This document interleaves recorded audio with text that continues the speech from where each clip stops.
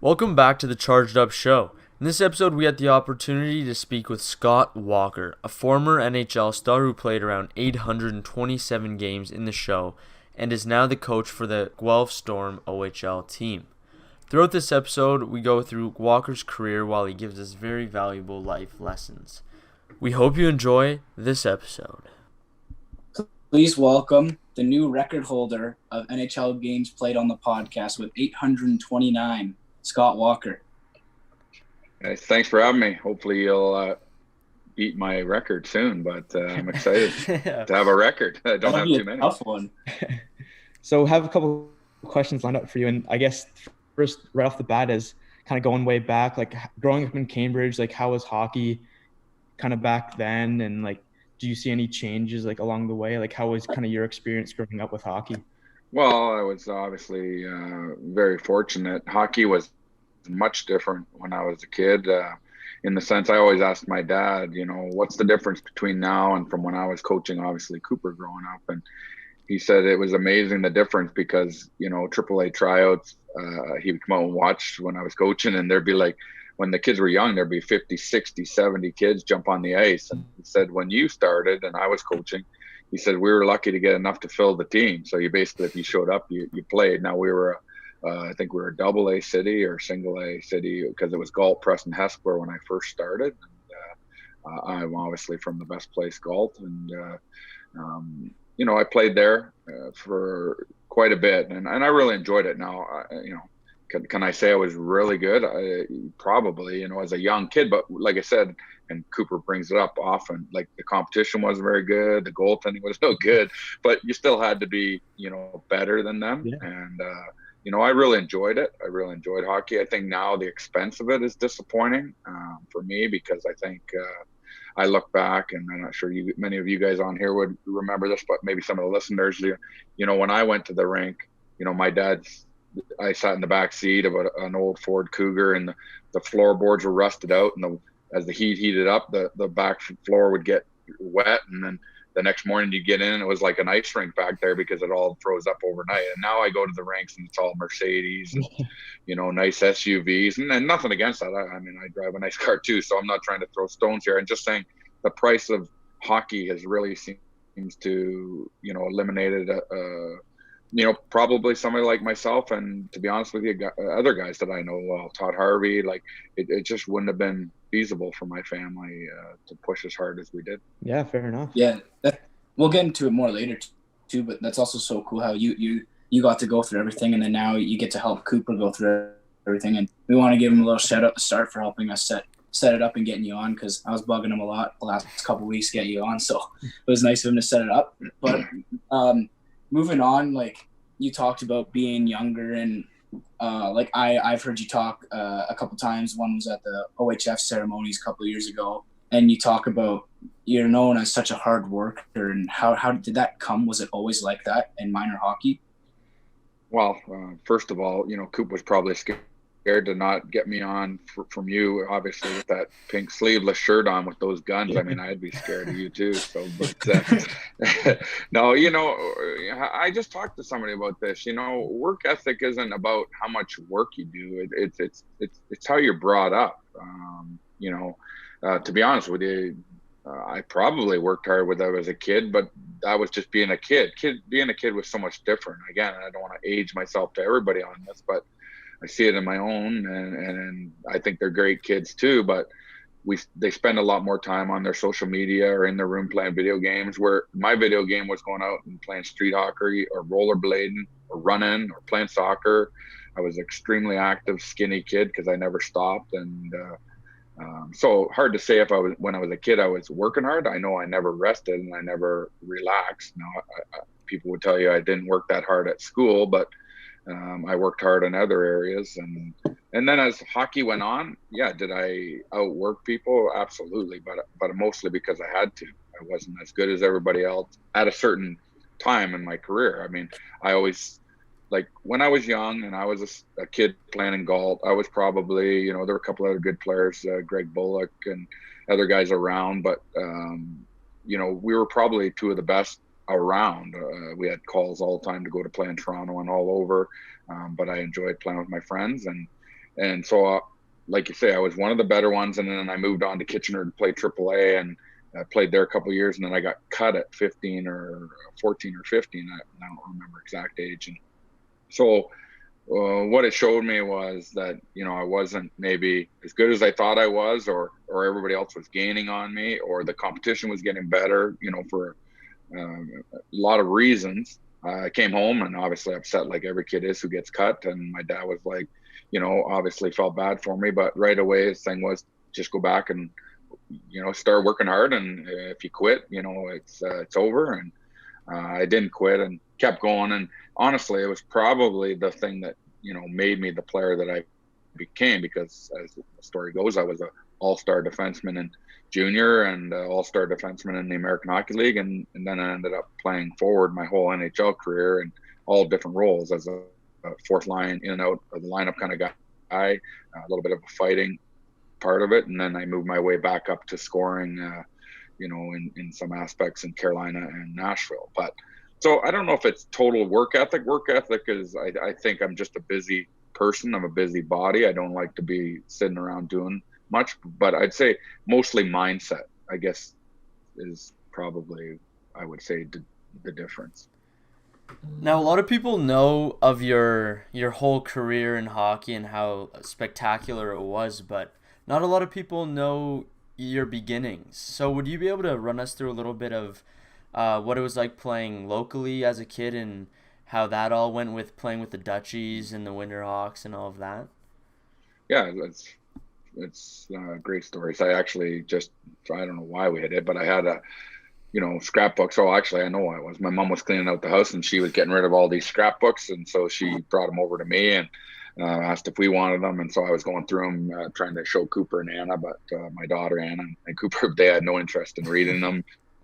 But there's a lot of great things in there. I started off as a figure skater in Preston Skating Club, and then, like you said, I moved up through the Galt organization and went on to Kitchener.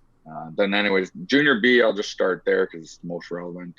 Started in Kitchener, to be honest with you. I was trying out there the year after I got cut from AAA. I played AA 1 year, and then I went and played for the Dutchman, or tried out for him, and I actually broke my ankle in training camp, and it was devastating as well. I slipped and fell into the boards, and anyways, the coach or the people there, I don't even remember the whole story. They decided to keep me. Said if I wanted to stay, they would keep me and deal with me after my ankle healed up. So long story short, my ankle heals up. I get ready to play again, and they had a lot of guys coming up and down from the Rangers at that time. They were really affiliated more so back in the day. It was a lot different than it is now, and so they had a lot of players coming up and down. And as they came down, I would get sat out or not play, and so I ended up actually I was going to school in Kitchener at Eastwood, and ended up quitting the Dutchman and went to play for Eastwood high school team for a couple of days until things could get resolved, and ended up getting traded to Cambridge, and got to move home.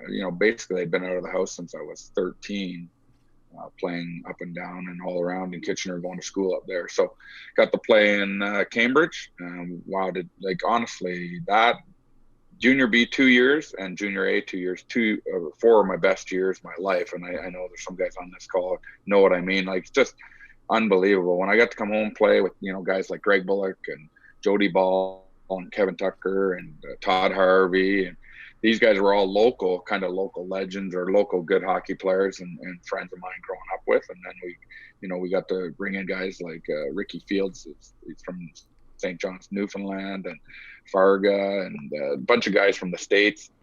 Kenny Mann actually coached us. Tim Lawrence coached me my first year, which was an unbelievable coach.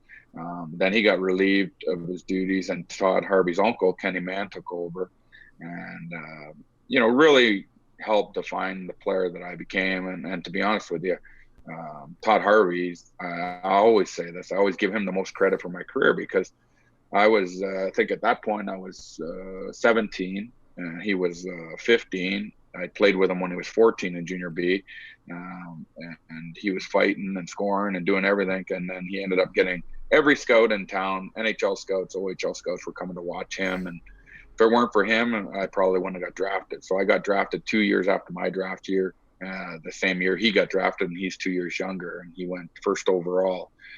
And I know you know some of the guys, but I used to go around my kids' team when I was coaching them, and I said they were getting up that 13 and 12, 13, and I'd say, hey, next year, do you guys think you could play out there when the Winterhawks were practicing? They're like, oh, no way. I said, well, Todd was there, and I say, because I had a Moat Cup practice, I say, see that big guy over there? He's a little bit heavy right now, but I said, that guy didn't just play at 14, he dominated junior B at 14.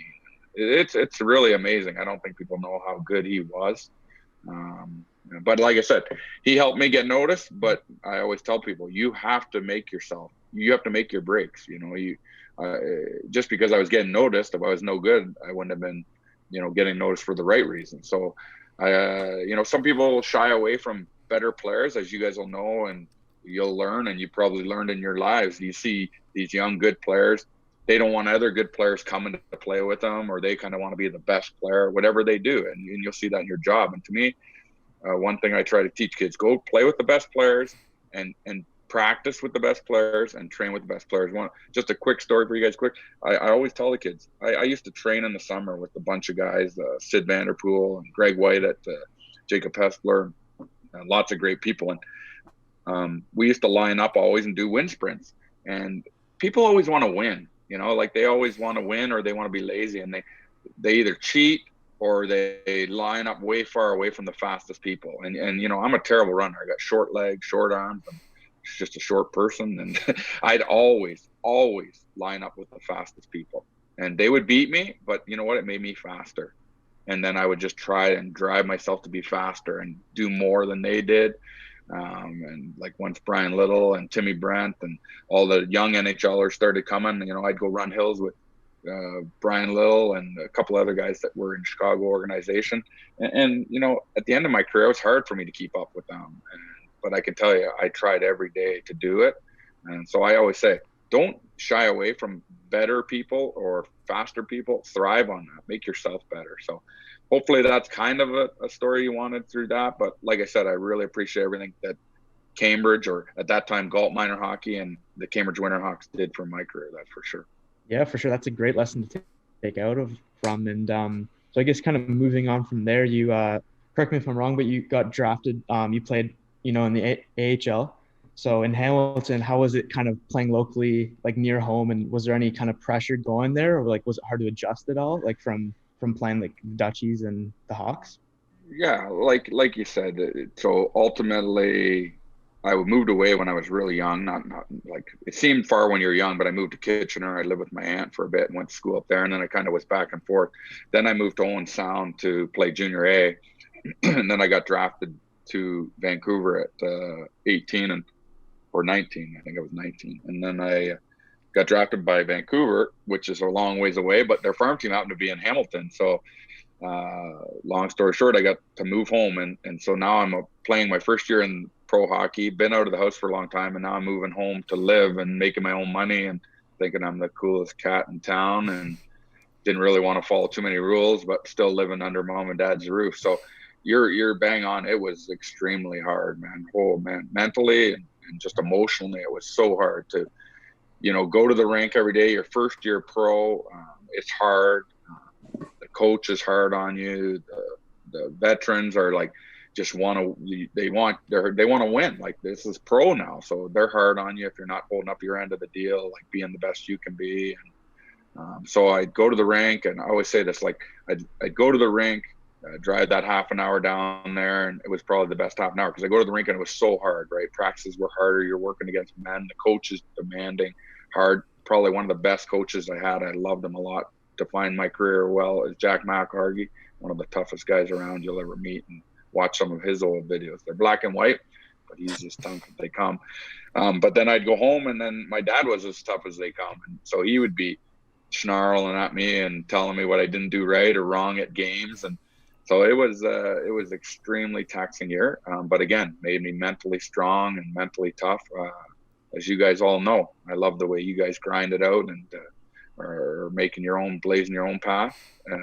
Same with me. Like, you can't just stop when things get hard. So, I just put my head down and worked harder and tried to keep her going. But it was not easy. You're bang on that one. It was everybody thinks, oh, you got to live at home. It's great. Honestly, it was one of the hardest things, but I think it really did help me through my first year in the AHL, and then we obviously moved on to Syracuse. So, being a 5th round pick, I don't want to say you were an underdog to make the NHL and to get a taste of the NHL in your second year pro. Like, was that something you were even expecting? Like, for a 5th rounder to get a taste in their second year, that's pretty rare. Yeah, well, it's funny, I was too naive. There's no social media. There's no, anything back then. So when I got drafted in the 5th round, I just thought, well, you get drafted, doesn't matter where you get drafted, just go play a couple of years and make it to the pros. Right now, I think kids get deterred too easy. They think, well, I'm not a 1st or 2nd rounder. I'm not going to make it. I'm only expected to do this much. I never thought like that. I always thought this is the way it's supposed to go, and I just kept forging away. Now, I will tell you, I was lucky. I played for Jack McArgy, one of the toughest guys I ever met. Great guy, great coach, but he demanded you work hard and you do everything you can to make it. I had Pat Quinn was the GM and coach of Vancouver at the time. Same work ethic and character and all these great things were his biggest thing. And then George McPhee, who's still to this day a good friend of mine, he's in Vegas. He was as tough as they come. Please feel free to check out his fight tapes. We always giggle all the time. He's not much bigger than me, if at all, maybe lighter. And so I had a lot of people in my corner that loved the way I played. I wasn't, I was a 91-point defenseman in junior, but when I went there, I remember going around the draft table in Quebec City getting drafted, and Pat Quinn was a big man, and he stood up and shook my hand, and the nicest guy, but I'm sure I could read his mind. He's like, what the hell do we got here in this 5'8" defenseman? So going in, playing for all those guys, I knew I had to change my game a little bit to earn their respect. And so I started to play hard and fight. And, I don't know if I have my fight log there, but from the American Hockey League, there wasn't too many guys I didn't fight. I fought Louis DeBrusque and Reed Simpson and the Roberge brothers, and these guys were all legendary. Did I win them all? No, but I fought and kept fighting. And so I would say that it was difficult to make it, but when they called me up, I always look back now, like I think, because now I'm in management in the NHL, I think, wow, like what would the thought process been there? I was a defenseman. I got called up to the NHL to play right wing. Like, what's that say to all your prospects in the AHL and junior? Like, wow, there's a defenseman getting called up before me. And but like I said, I think this is true in any business. People aren't necessarily looking for the exact job you do. They just want to look for the traits and the characteristic you bring, and they'll find a place for you. And that's what I try and tell people. Like, don't worry about if you're a 1st rounder, a 10th rounder, right wing, left wing. If you're good enough, we'll find a spot for you. And speaking about that season, that must have been where you were up for 11 games. You had 52 points in 334 penalty minutes. That must have been a crazy season. Like, what was that season like? Yeah, that was a lot of swollen knuckles and a lot of swollen faces. But like I always tell people, you're better to have your knuckles hurt than your face. And, I didn't win them all, but I can tell you, I didn't lose all too often, maybe tied a bunch, but I wasn't really a grappler either. I was a stand back and swing. I could throw both hands, and I was very good on my skates. So usually did fairly good. But like I said, I never would tell you I won them all, but I always say that guys didn't really like fighting me. They didn't have a ton to win or, gain, because if they beat me up, usually they were bigger. But like I said, if they did beat me up, I was guaranteed to come out of the penalty box and go right at them again. And they didn't really love that. But like I said, fighting isn't easy. I never, ever coach. I think anybody will tell you, I actually think fighting probably is on its way out of hockey. And, maybe some parts of it I don't mind, but I really don't think it should be a part of it. I don't think anybody who's ever played for me, I want them to fight. I never thought it was a part of the game. When I coached junior, the only thing I would say is, as I was hard as they come as a coach, in the sense of you better work hard. Like, and that's what I mean fighting. Like, when you go in the corner, you had no choice when you played for me but to come out with the puck. And if you didn't, it was unacceptable. And so people would think, oh, you're a crazy coach, you want your guys to fight. No, I don't want them to fight. I absolutely don't. I actually told them when the whistle went, you go line up. That drives the other team more crazy than stand there and yell and scream, because we all know those guys. The guys who yell and scream, they're the guys to be least scared of. It's the quiet guy that just keeps lining up and coming after you that's going to be the guy that's going to probably knock your teeth out. So for me, it was more just play hard, be determined, go, keep quiet, do your job, line up every face-off, and go at them as hard as they can and just take their will away. Yeah, that's great to hear. Now you played in Nashville, one of the first years that it was established. How cool was that, and especially like seeing their fan base grow from the very beginning to now? What stories and experiences did you take from that? Well, it was amazing. I loved Vancouver, and I worked for them up till last year, and I love everything about the Vancouver Canucks. I love the people. I love the city. I'm forever going to be a Canuck.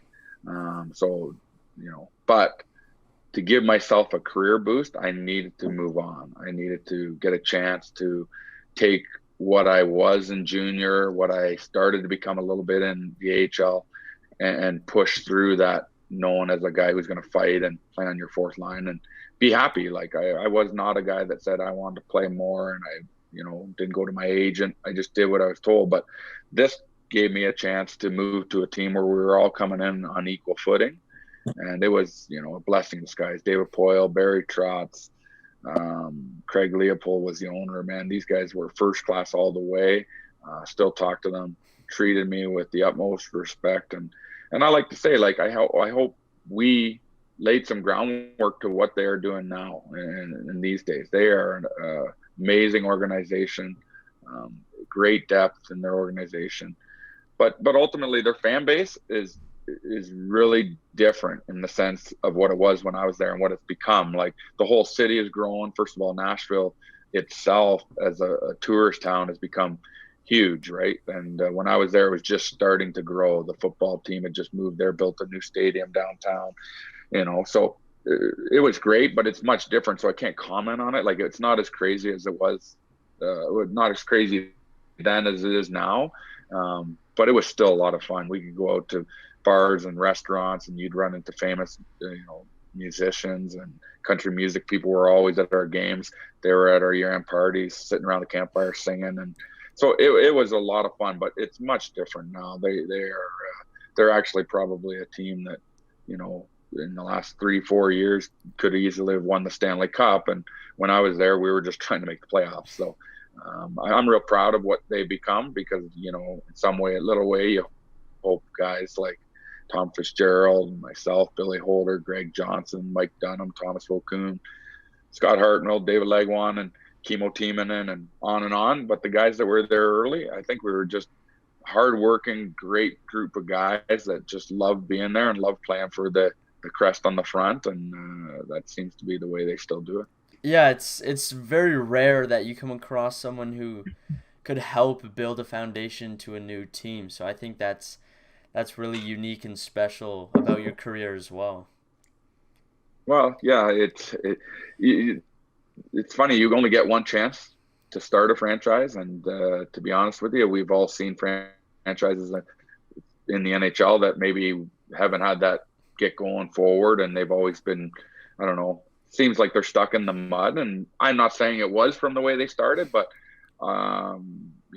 everybody wants to take a little credit for success people have. So I just try to look back on all the great people we had in our organization those years, and honestly, David Poyle and Craig Leopold, keeping Barry Trotz and Brent Peterson and the coaches we had, and they kept a lot of people together for a long time, and I think that it was huge. No, what I just wanted to add too is, before we get into more depth in Nashville, I just want to jump back to Vancouver quick. And obviously, you played your first 2-4 seasons up and down, and had your first full-time pro seasons. What was the impact, guys? Like, they obviously had some pretty amazing guys like Naslund, Linden, Pavel Bure, and you obviously just moving to forward. How much did they impact you? Well, I look back at that team with fond memory. So that year that I got called up full time, the the year before they went to the Stanley Cup Finals in 1994 against the Rangers. So you still watch it, and actually was there when Messier came to play with us too. We signed him, but just like that's probably one of the best teams. I've like the amount of star players we had on our teams, and we never made the playoffs when I was there full time.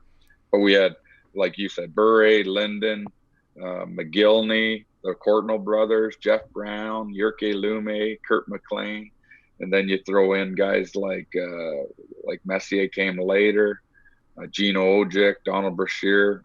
We had it all. We had skill, we had toughness. Just shows you how hard the NHL is, because we had all those great hockey players, and Brett Hedican was there.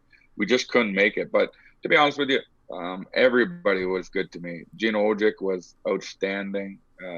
He's a legend in Vancouver, and he treated me just like one of the guys. I'll tell you, Pavel Bure had us over to his house. He'd always kid with me because I was so excited when you're first in the NHL and you start getting your first NHL paychecks. Granted, now it wasn't like they are totally now. And back in, I forget what it was, 95, 96. I'd look at my check, I'd stare at it like for 20 minutes in the change room, and I was so excited. And Pavel, and he's a great person, so take this the right way, but he'd always say, he'd tap me in his Russian accent, he'd say, you want me to cash that for you? So he was making $5 million back then, and that's a long time ago. But he was great. Same thing, have me as young guys out to his house for dinners. But to be honest with you, the biggest impact was Trevor Linden. There's no question. I still talk to him to this day. We actually own some buildings. Fun fact, he's partnered with me in a couple buildings here in Cambridge, Ontario. Wow. So Trevor Linden from out in Vancouver is a partner in some of the industrial buildings I have here. So it's great. But I can tell you a story about it. He's a legend in Vancouver. He's the captain. He's one of the hardest working people you ever meet. But when my first training camp in Kamloops, BC, my family was there, and we were walking into the hotel, and I'll never forget it. He literally held the door open for me and my family, my mom and dad, and said hi, and I'm Trevor Linden, and welcomed us. And, nowadays I just don't know. I'm not saying it doesn't happen, but it's pretty amazing for, at that time he was the biggest star Canucks and still is. And to sit there and take the time to hold the door and talk to your family. And, but like I said, him and his wife had me over for many dinners while I was there, and definitely made me feel more comfortable, and made me feel like a captain. I'm not saying a captain should, but that's why he was the captain, because he did the things like that. So, but I was roommates with Russ Courtnall. Man, we had a blast. We had so much fun. He was a legend. Played a long time, him and Jeff, but this guy is he's still a lot of fun to see and see what he's doing. But I really enjoyed my time there. Like I said, it gave me my step. Vancouver's a beautiful place, great city. I just needed to move on to get a chance to play more and become who I was. But absolutely blast. Yeah. So kind of just a random question I just wanted to ask. So obviously being drafted in there, what was your first kind of welcome to the NHL moment? Like your first goal? Like how surreal was that experience? Yeah. Well, we played the Pacific Coliseum back then, so it's just outside of downtown Vancouver, and there's lots of great moments. The goal, but it took a long time to get it. But I'll tell you, so my first game was against the Edmonton Oilers, and obviously it's the first time I played right wing. Like I got called up from the American League, never played right wing in my life, so basically go out there, line up against Kelly Buchberger. He's a fairly tough guy. He's wearing the old Cooper helmet, and I was like, obviously very emotional, very on adrenaline, excited. First face-off goes, he basically gets me in a headlock and takes my helmet off. So I'm basically playing my first shift in the NHL with no helmet on, and thought that was pretty cool. And then I actually got in a fight with Jason Arnott in the same game, and I did fairly good, and crowd went crazy. Long story short, we went into the box. It was a big melee. Then we went underneath. We got kicked out, and me and Shane Corson, we started almost going at it underneath the stands in the old arena, and then went out that night, and when we almost all got into a fight at the bar against each other again. So it's changed a long ways from the way it was. But like I said, and I'm buddies with Shane Corson now, see him up the cottage and do a lot of alumni events, but just shows you how intense the game used to be. Not that it's not intense, but it was a battle out there, and it was a battle on and off the ice. And that's kind of my wow. I'm in the NHL. I'm skating around with no helmet, and they're not telling me to, they're not blowing it down like minor hockey and telling you to get it on. It was playing a lot in front of a lot of people, so it was great. That's awesome. Yeah, now that Vancouver seems awesome, but now we'll jump right back into Nashville, like Keith kind of teed up, and like just looking stats wise, you obviously said you wanted a fresh start and to become the player you wanted to be in Nashville, and it clearly happened, right? You had 40 points in your first season, then you eventually in the 2003-2004 season, 67 points. I'm reading you were a second-year assistant captain. And how did that change from going from Vancouver and having 13? I think 18 points was your highest in Vancouver till you get 40. Well, 50. it's opportunity, like you guys all know that. I mean, sometimes you have to wait your time and bide your time. I was just very fortunate, but you bring up a good point though, that everybody who I talked to asked me about how I played in the NHL, and they asked my career, and if they Google me right away, they think I was a fighter. Thing I'm most proud about is that year you said 67 points that year. I think I was top 20 or tied in top 20 or 25 for scoring. Yeah, for the whole league though. Wow. So if you look at some of those names on that list, there's some very impressive names. And I'm not tuning my own horn, but so when I went to Nashville, we were all on a fresh slate. There wasn't that first line, second line. There wasn't the power play, penalty killing. And lucky for me, Barry Trotz and David Poyle were running Portland Pirates in the AHL. I think that was Washington's farm team. And so I played a ton of games against them in Syracuse. And I think Barry always liked the way I played. And obviously I was fighting, but I was very offensive in that league too. So he gave me a chance to shine and flourish, and still wanted me to play hard with that edge. And like a long story short is there's a difference between playing 3 and 4 minutes and playing 14 and 15, 16 minutes a game. But again, like we said, even when they were coming out to watch Todd Harvey, you have to be good. You have to show them what you can do. So same with the opportunity, you have to you have to be successful. You have to be able to do it. And I'm not saying that just because the opportunity I made it. I mean, there's lots of other guys that I played with that had that same opportunity in the expansion draft and were either gone after the first year or didn't make it at all. And so just determination. I wasn't a player that sat around in Vancouver and woes me and said I needed the opportunity. I was the person that sat around and said I want an opportunity, and I'm going to work harder when I get it. And I think ultimately that's what I learned about it was, okay, now I got this opportunity to play 14, 15, 16 minutes a game. You better work harder to keep it. And so again, as you make it, you think you're working hard, and then once you make it, you work twice as hard to stay there. And I'll go quick. Do you have any? Obviously, the legendary Scotty Hartnell, you mentioned him earlier. Yet, what was it like playing with him? Do you have any funny stories about him? He's obviously a funny guy. Yeah, he's a great guy. He's a character. He was a young kid when I was there. I think he made our team at 18, and mom and dad were great people, coming from a farming background and hardworking. And same with him. He's just a fiery guy, lots of energy, and just one of those guys you just want to be on a team with. Like, he'll do anything for you.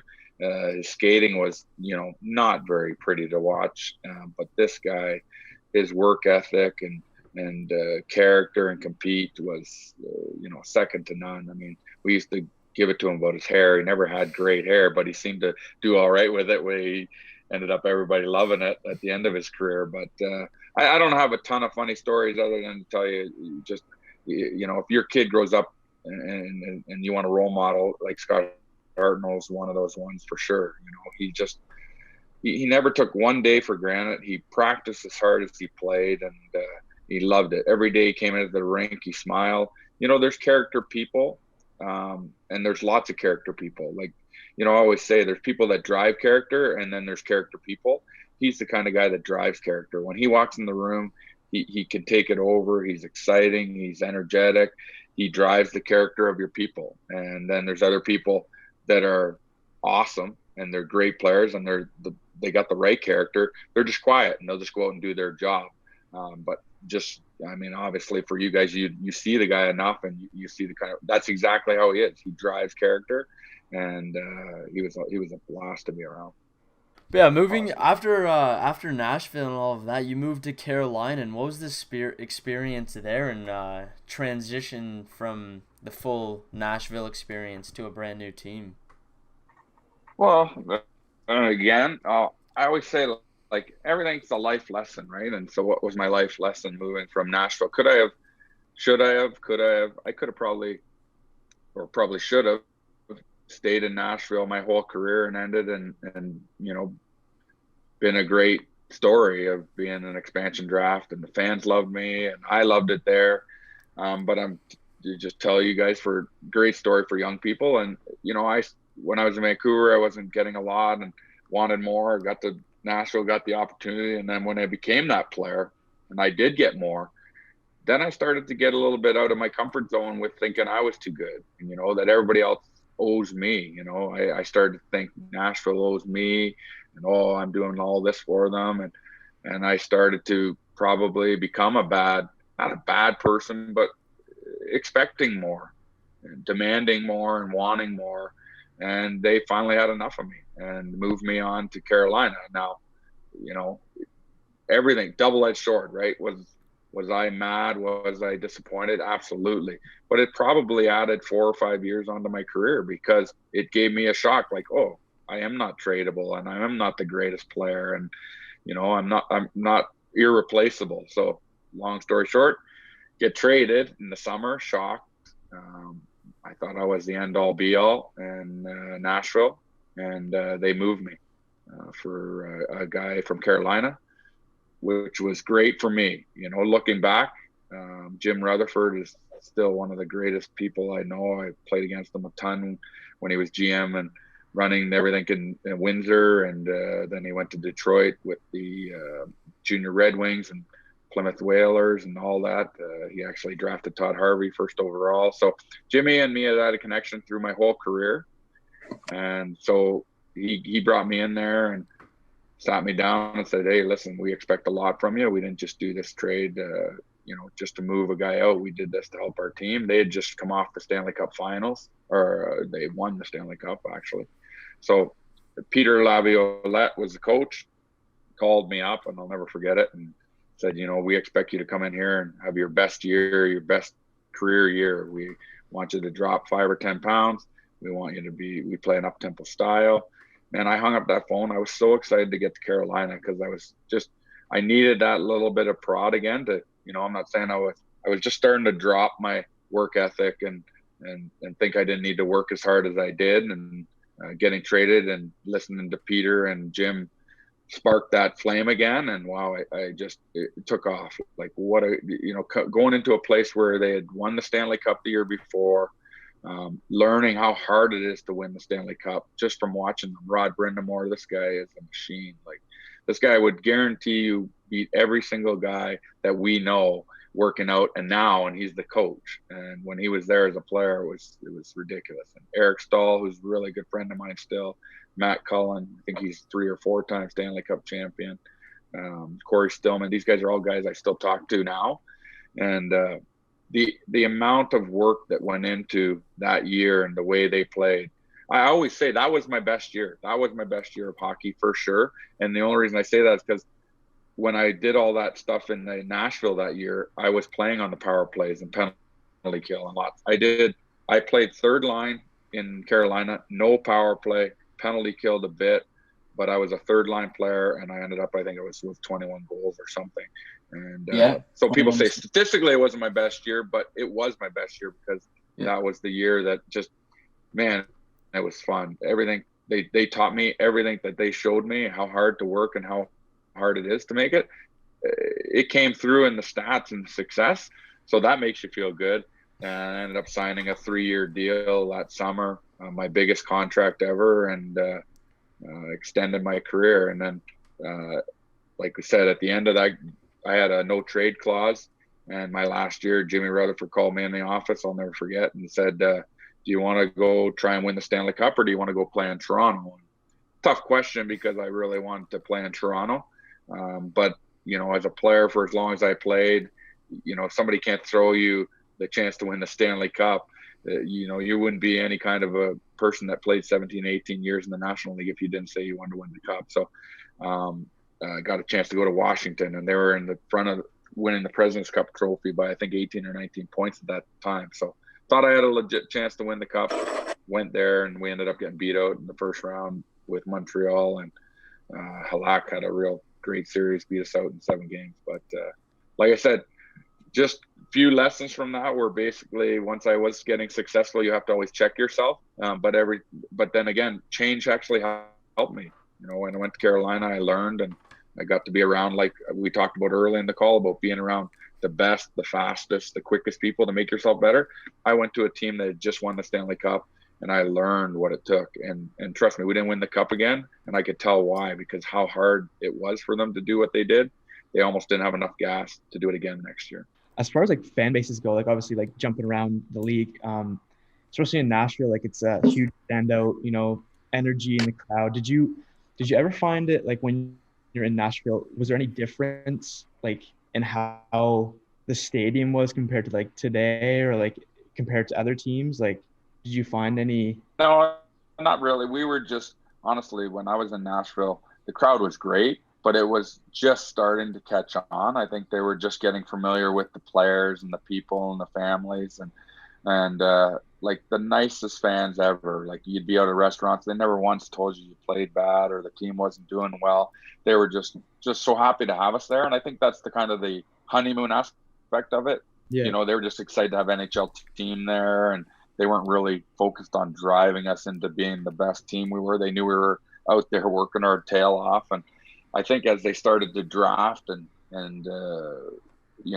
free agency, and probably just a few years after I left, I think they had an ownership change, and I think they brought in local owners. Don't quote me, I could be wrong, but I think it's local owners now, or a group, and that makes a big difference, right? Craig Leopold's a great owner, but I think he's now owner of Minnesota, and I think he lives closer to there, so it works out for him, and it worked out for Nashville. But I think that passion came out of the owners, that comes into the fans, that feeds into the players. So our fans were great, and they were loud, but it's a whole different level there now.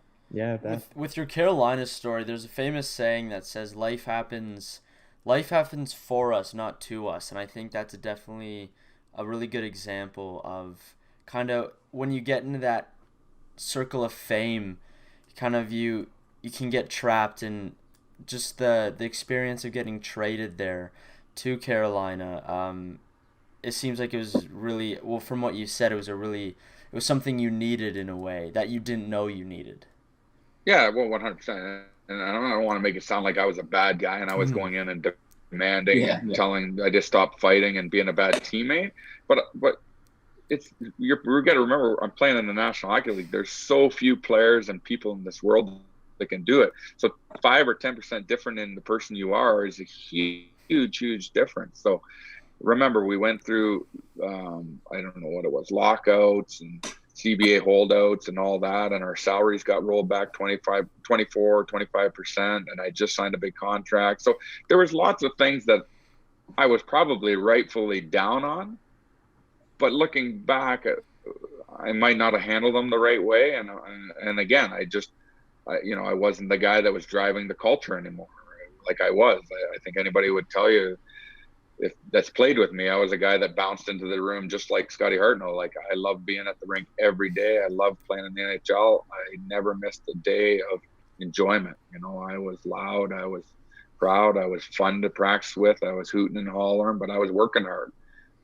But then when that all happened, I kind of was quieter and just came in and did my job and left. And like I said, 5 or 10% less of me is not what they wanted, and that's not what they were paying for. So trust me, I don't hold it against them for trading me. I do the same. But like I said, I still have great relations. I still do alumni things. I never hold it against them. I think that's the thing.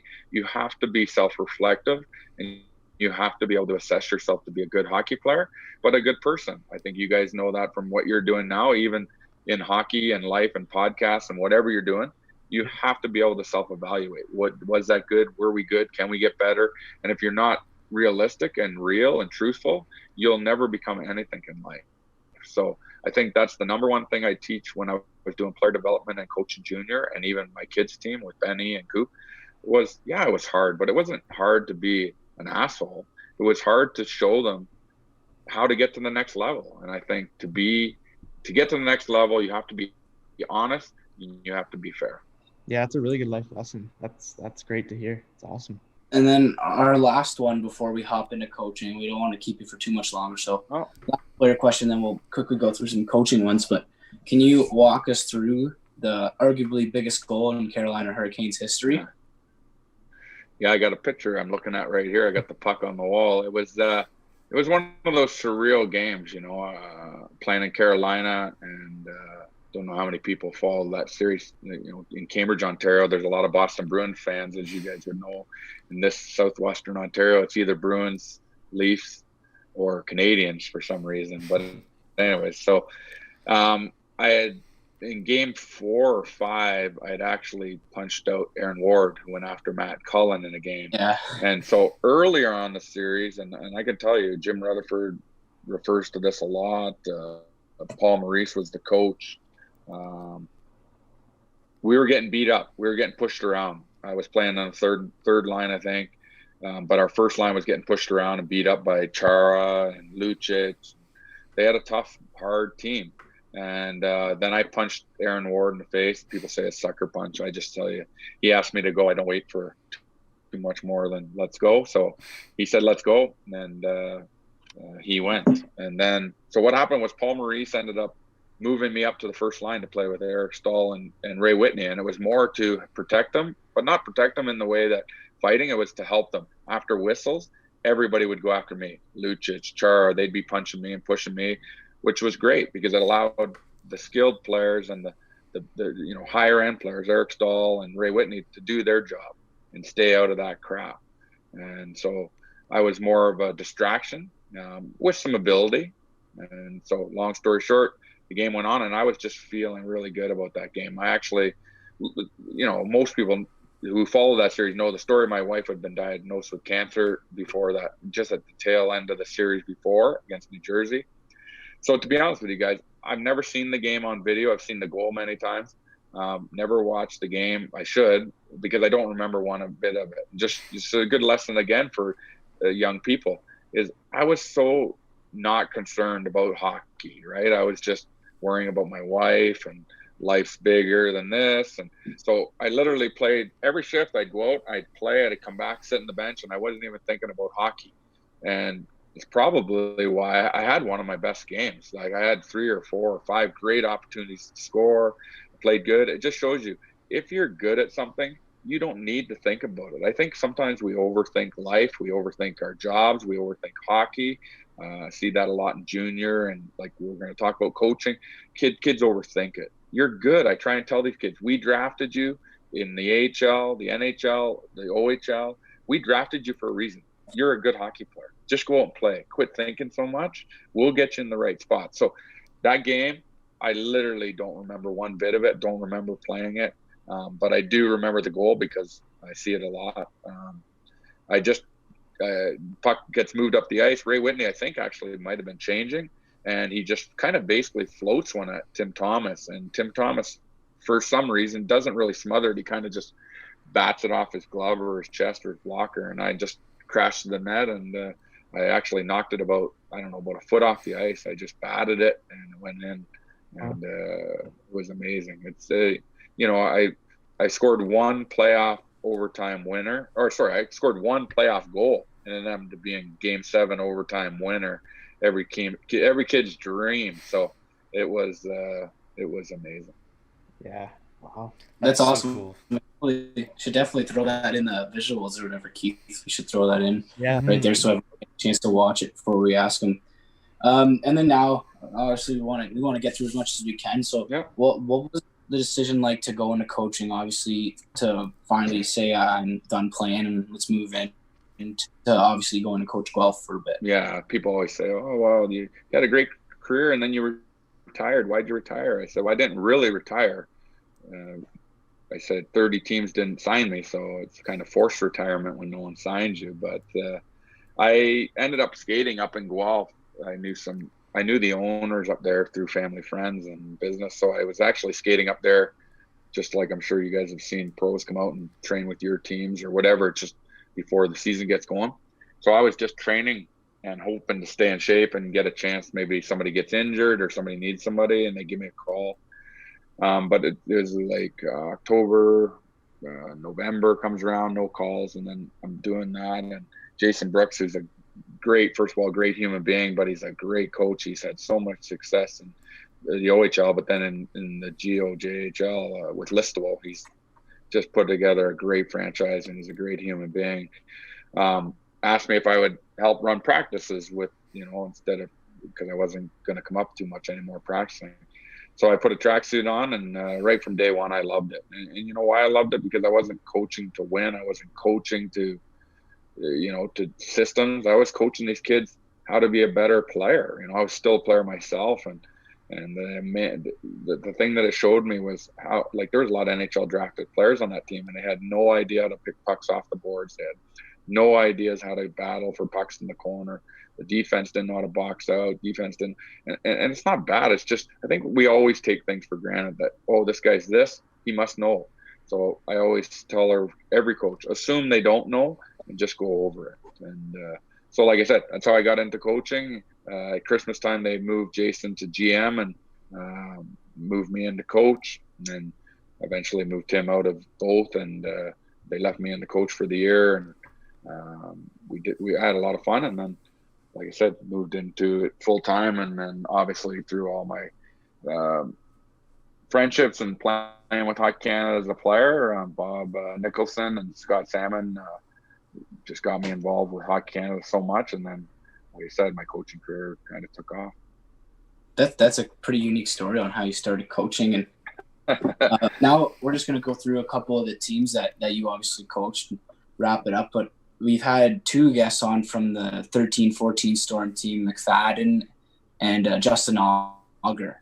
And can you just, like, that team was crazy good. And yeah. I think, as McFadden said, you're not going in to win, you're going in to not lose, because you're expected to win every game that season. And obviously you don't coach that way, like you've told us, but how was it difficult to coach that team? Because you had Justin Auger was up, he ended up playing professionally. He said he's a 19-year-old playing third line. Like, was that hard to coach so many players? Well, Ryan Horvat, another player from locally around, I think he was on, I think him and Oggs bounced around third and fourth line, but we had our third and fourth line players all signed NHL contracts. We had 13 players sign pro deals. It was the hardest year of my life to coach. And we never lost back-to-back games after October. I think somebody actually looked this up the other day, because I did the same podcast like this. They did the research for me. But I remember I told the guys, good teams lose, great teams don't lose two in a row, and it's on you guys to, that's how you make it to the NHL. You dial yourself in when you lose. Everybody loses. You can't go 82 games or 68 or whatever and win. But when you lose, that's when you tighten the chin strap up and everything gets harder, and you make sure. I tell you, I always dreaded the team if we lost a game, because the next game I didn't have to coach too much, because these guys knew what they were doing. But I will tell you, that team was awesome. Most proud of that team. But it all started 3 years ago. Basically, my first year when I took over Christmas, we had Brock McGinn, Matt Finn, and Scott Kosmachuk were, I think, our first 3 rounders. And when I started in the OHL coaching, I didn't know anything about birth years and what years players were. I just played everybody, and I played the heck out of those 3 guys. They were great people. They were great players. And then we had Zach Mitchell, and then we added, Bertuzzi, Fabry, Dickinson. Like, we had, the team was amazing. I think we scored, like, I don't even know, I had it out the other day, it's over 300 something goals. It's still a record, I think. I'd rather have coached a team that's, I'd rather win 7-5 than 2-1. Not that you didn't mind winning 2-1, it was a little, but I always thought if the kids and the players enjoy coming and know you're going to play an up-tempo offensive game, then they're going to allow you to do everything and work as hard as you want. If you give them some freedom to be offensive and allow them become the players they want to become, they'll dig in too. So I guess the biggest lesson I'm going to tell you guys about coaching, since hopefully there's young coaches, I never, ever, ever focused on winning. And everybody will tell you that Scott Walker's lying because I try to win in everything I do. But I didn't focus on winning. I wanted to win, but I thought doing all the details and teaching the kids every single thing about doing every detail right, back checking, forechecking, being ready on draws, like the stupidest little things, that getting that right will make you win. I've seen young coaches, I've been around a lot of hockey, probably more than I need to be. I go around tournaments, I talk to people, I watch things, and the Cambridge team that I coached, that Benny and Coop played for, is a perfect example. We'd lose games 2-1, or we'd tie games 2-2 late because the other team would load up its best players for the last 5 minutes, and I would just play everybody, and parents would get mad at me and say, "Oh, you did it." I said, "Don't worry. Does it matter if we win the 15th game in October when they're 10 years old? No, we're going to win when we need to win. But right now we're developing everybody, getting everybody in the right spots, making everybody feel part of the team." And then, we went through the playoffs when they were Major Bantam, undefeated. And it wasn't because I was a great coach or we had the best players. We had a great group of people that just wanted to, and that's the same exact thing with 2014. It starts 3 years before. And anybody who tells you that it starts 1 year, they're crazy, or they did something way different than I've ever known. And it's start with a plan, and then the plan isn't to win, because I watched young teams and young coaches trap it up and do these traps. Like, I go to so many practices, the coach goes, "Oh, I'm teaching them the trap." Like, I think it's the dumbest thing. Teach them hockey, play hockey, let the kids enjoy, let them skate, let them make mistakes. And yeah, trust me, people are going to say, "Oh, Scott Walker said let them make mistakes." I was hard. I yelled at them and I gave them trouble and I made them do it right and I corrected them. But you know what? They knew I cared. They knew I cared because I checked in with them all the time. If I went overboard the next day at practice, I say, "Hey, we good?" I never liked the coach that gave me shit and then didn't talk to me for 3 days. That was not who I was going to be. I was going to teach them right, and I was going to hold them accountable, every single player, my best player through my worst player, and they were all going to be treated the same, and they were all going to be dealt with the same. And let me tell you, they were the two best teams of people I ever coached. Winning besides it, the people that I coached, and I would do anything for them, and I bet you a lot of them would do anything for each other. Yeah. So, like, with that said, did you find, like, we researched, like, you coached the World Juniors and obviously moving on to the Olympics. Did you have to, like, change the caliber of, like, what you wanted to get your point across with those types of players, or did you truly this deep, like? Well, to give you, like, so my coaching career has been much better successfully than my playing career. Now, playing, you're only taking care of one thing, yourself, and how you come to the rink and make sure you have your job the next day. And yeah. I played a long time, but didn't win a ton of things. As a coach, I was assistant coach World Juniors, won a bronze, assistant coach of the World Juniors, won a gold, head coach under 17, won a gold, Ivan Olenka, assistant coach, gold, assistant coach Olympics, bronze, OHL championship. I did sledge hockey. We won gold. So do I change? No, that's my whole point. Yeah. You don't change. You coach the 7-year-olds the same way you coach the 20-year-olds. The difference is you slow it down. Everything's the same. You do it fast. When I'm teaching the kids when they're 7, I'm still making them pass. I'm still making them skate back, still making them forecheck, still making them come in. Discipline is the thing that we're losing the most of the players. And discipline is losing the puck battle and it's becoming acceptable. Taking a bad penalty and it becoming acceptable. Not back checking, it becomes acceptable. So I will say this: it's more fun coaching the elite players because when you teach them something, it's instant, But like I said, there was nothing more satisfying than coaching, Cooper and Benny and Serpa and Aaron Davison and Paul Ferman Keegan McMullen. Like, we had a lot of players that came from Cambridge or surrounding areas that did a world of good for themselves and for their parents and for me. And let me tell you, there's nothing more satisfying than watching that. But it is stressful when they're 7 and they can't make a tape-to-tape pass and practice pucks are going all over. But the point is that you just stick with it. Like, I'll tell you, I'm glad you guys ask about the coaching, because it gets frustrating. I go to watch minor hockey practices. I'm sure you guys see it. You're all played or played other sports, and you get coaches.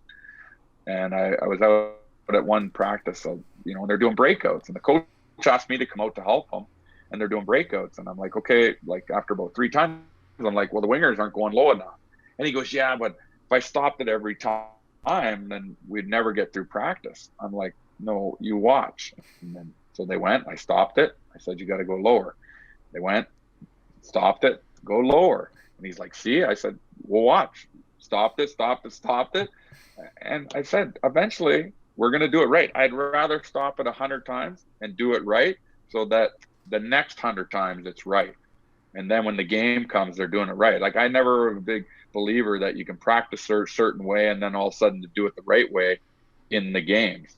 So I was probably nitpicky, probably an asshole some days, players would say, because I would walk on to practice. I'd look around. I'd want guys' neck guards on. I'd want chin straps done up. I want, the one thing I kind of let them off on were without the mouth guards, but I was not a coach that said, oh, it's just practice. They don't need to do their chin strap up or it's tight, or they don't have to have their neck guards on. Like, I was a stickler for all those things. Hats off when players came in and talked to me. I'll still run into players and they'll take their hat off to talk to me. And I'm like, guys, no.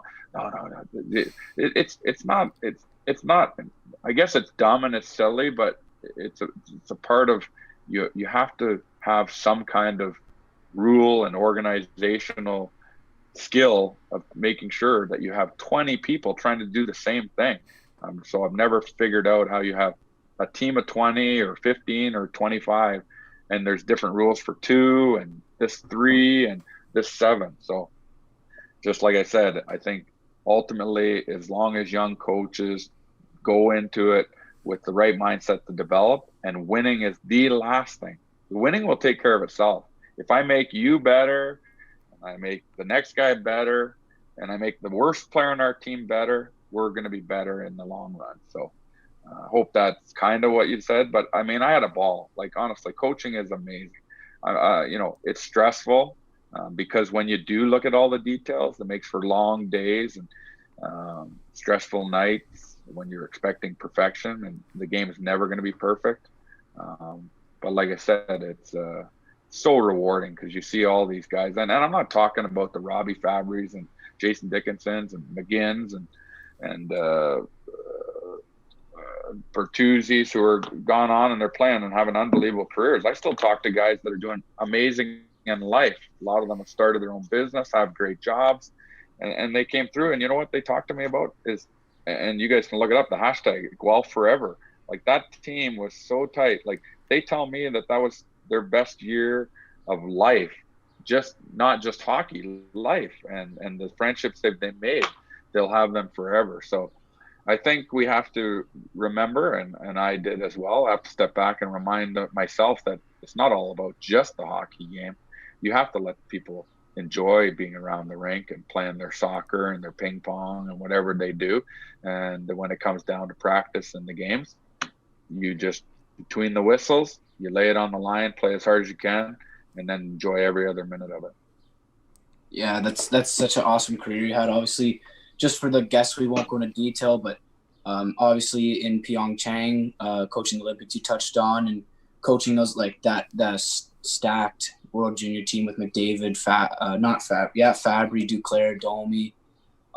But we've had you for over an hour now, so we won't get you in. But just our last question is, what's it like now seeing your own kid slowly go through the same things you did, and like playing Junior B locally just like you, and playing in somewhere you coached for so long, and what's that like as a father? Well, it's always hard, because I've always said his path is much harder than mine. Obviously people would say more doors open. Yeah, well, obviously, my dad didn't play in the NHL. We didn't have a ton of money. I didn't have the best equipment.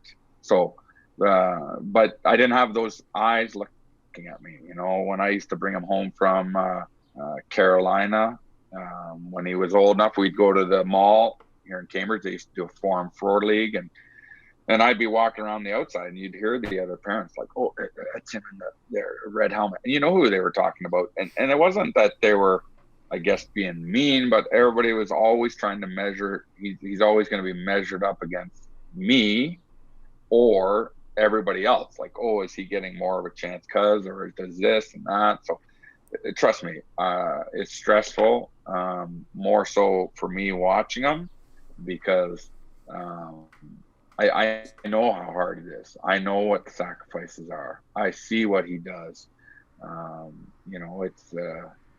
It's not easy, but it's fun.